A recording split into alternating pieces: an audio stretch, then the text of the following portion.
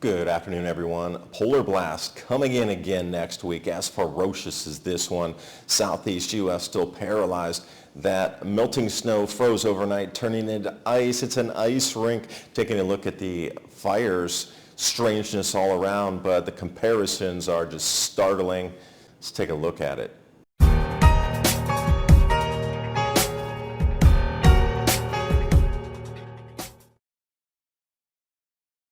And this is the previous polar vortex. As you can see, it's at 13, 14, 15, 16, 17, 18, 19, and whoosh. That's huge. This is what we're going to be left with as we move into the 22nd. This is our next polar blast that's going to be as ferocious, but more wide-reaching. As you can see, the amount of states that this covers was more vast than the previous one. We'll come into that in just a second. I wanted to take a look at some of the fires. These images coming out are bizarre and otherworldly. And a lot of people are asking a lot of questions like, how did this not get contained in the beginning? How did it spread so fast? Where did these winds come from? And, just the size of it is something unbelievable. And we got these fire tornadoes that are rolling up the canyons here. And it's really an unstoppable force that we're seeing on the planet. And another thing spotted here from GOES was the 3 outbreaks at the exact same time. So I'm not sure how these all puffed off exactly at the same time, but they did. They almost look like mini volcanoes coming out. Well, remember, California is a volcanic area anyway, along in Nevada. And again, looking at these images, it's almost as if they were a Hollywood end-of-the-world movie, but in real life, in the same areas that they produce these movies.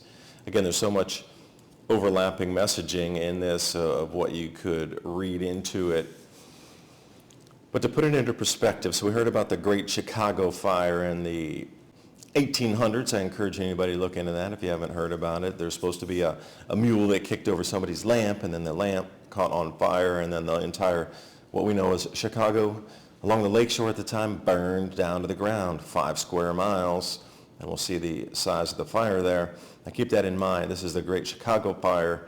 Then we're going to overlap it with the Palisades Fire. That's orders of magnitude far above, and it still continues. There's more Santa Ana winds coming in, and this is going to be unstoppable again for the next few days. And speaking of the Great Lakes, I found this old map also from the early 1800s. Notice Lake Michigan right there where Chicago is, Lake Superior to the north. And Lake Superior was named as such because all the other Great Lakes combined equal one Lake Superior. Interesting what they knew so long ago. Now, with more than 30,000 homes burned, along with businesses, buildings, warehouses, etc., the home builder spec inventory exploding 2024 brings us into the last month here. These are new homes for sale, meaning that there's far more inventory than there are buyers, but we'll see how this changes in California. But this is an overall for the United States itself, which brings us into a couple questions to ask. And the rebuilding effort on this is going to be massive. So what kind of people are going to be pulled from one section of the country to the next section of the country? Now, when they come into California, obviously we're going to need hundreds of thousands of construction workers, but those people, unless they're local with local construction, local builders, anybody that's going to be on contract work that could be shifted is going to be pulled across the nation and then right over into California.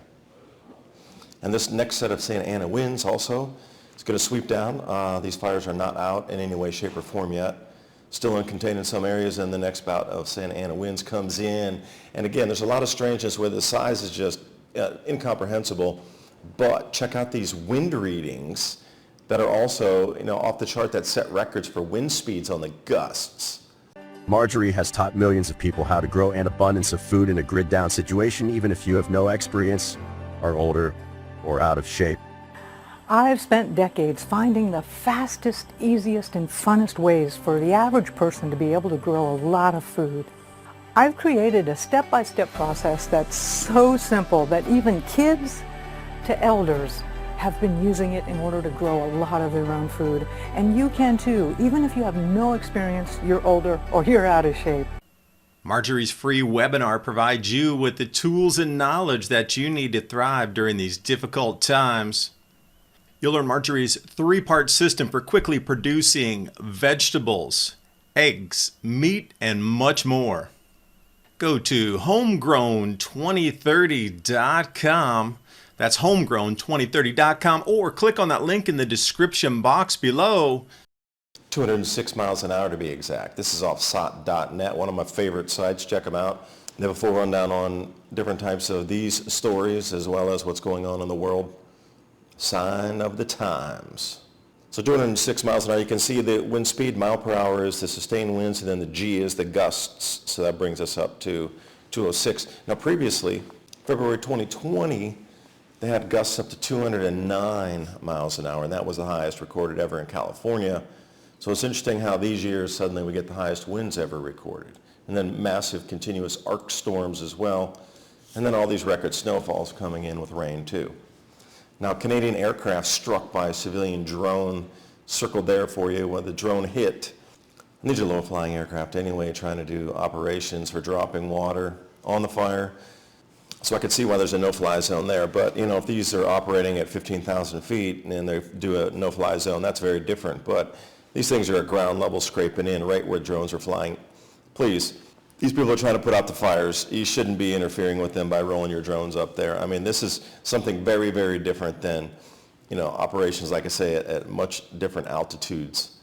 And they were talking about the water. The water got cut off. I guess there was not enough water in the hydrants, that sort of thing. So let's look at LA rainfall by the season for the last 20 years. We'll go back to 2004 and 5, massive, the largest on the chart here. Then we come to the last 2 years here. So I'm wondering, there's abundant rainfall. That's the number 2 and number 3 position for the last 20 years in rainfall were their last 2 years. So where'd that water go to is the question. And then you're looking at the reservoir, and I had done something about this when the Oroville Dam overtopped. Picking up the same charts from the same resources, blue means water in the reservoir. Yellow means dry. So I look at this and wow, there's still quite a bit of water, and a lot of these are completely full with the reservoirs. So this whole thing about there's not enough water or something, it doesn't make sense, because here from the California Water Board shows clearly that there's abundant water in the reservoirs, and that fell in LA as well.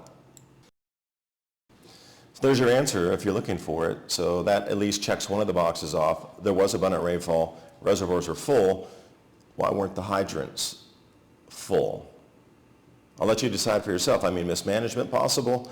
I mean, everything about this is just strange. And Atlanta Airport being paralyzed and the Southeast being paralyzed, now it's just turned into an ice rink. But if you thought that was the end of it, like I said, it was a 3-way pulse. This is going to be the most intense and the most wide encompassing. So I wanted to walk you through the progression. This is December 31st. And remember, we start to get into the first polar vortex here. And as we saw, we came into the 12:30 extreme cold, power outages, etc. And this is where it brings us up into now the third and strongest of the cooling. And there's an extra vortex above that that spins and causes this thing and some sort of cavitation effect as well. We'll see how that plays out. It's a little too far out on the model to see what this is going to do in earnest for everything. So here's your first initial below average anomalies. So this is off of your averages. So if your average is 30 degrees Fahrenheit, you take these numbers and you subtract that, and you get your average minus the anomaly, and that will be the temperature in your area. This is the 21st. Just an early warning again, as I had done previously. And this is going to be something like 40 Fahrenheit below your average temperatures.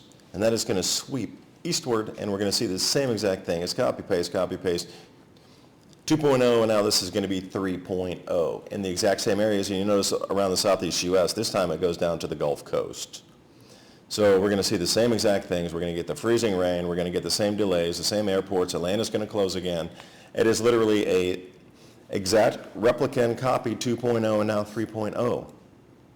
So what's going on down in Atlanta? We know the airport had closed. They had the almost crash on the runway, emergency air. They closed down the airports, full ground stop.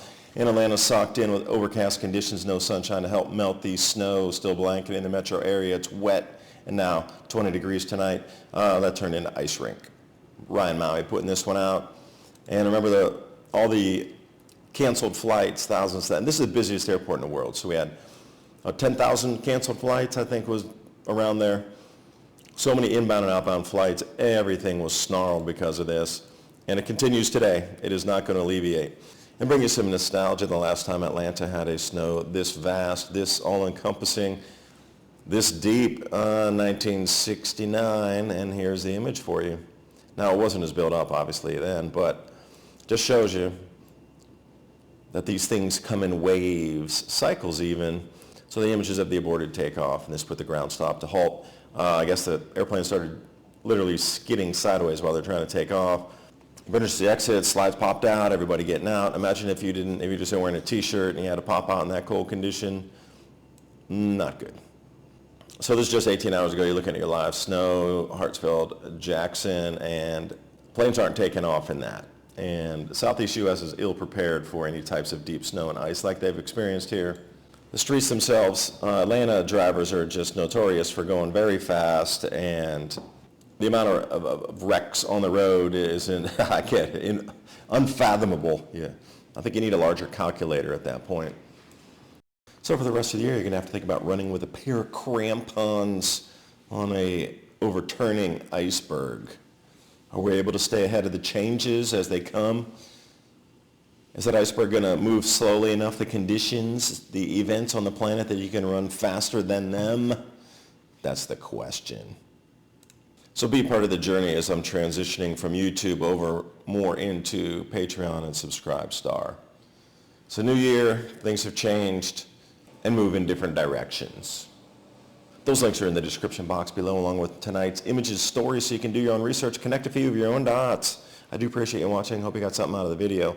Please share with your friends and families, and I will see you next time. Bye for now.